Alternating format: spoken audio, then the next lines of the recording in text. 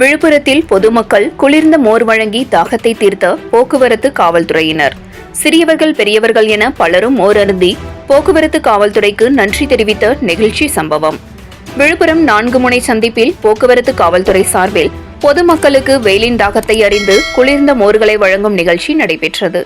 இதில் போக்குவரத்து காவல் ஆய்வாளர் வசந்த், உதவி ஆய்வாளர் ஞானசேகர், SSI அந்தோணிசாமி மற்றும் தலைமை காவலர் கந்தன், பெருமாள் ஆகியோர் இணைந்து பொதுமக்களுக்கு குளிர்ந்த மோர் வழங்கினர்.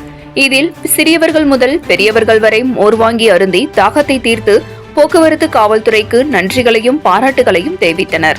பலருக்கும் போக்குவரத்து சரி செய்யும் பணியில் இந்த கோடை வெப்பத்தில் தன் பணியை பொருட்படுத்தாமல் செய்து வரும் போக்குவரத்து காவல்துறையினர் பொதுமக்களுக்காக குளிர்ந்த மோர் வழங்கிய சம்பவம் நெகிழ்ச்சியை ஏற்படுத்தியது.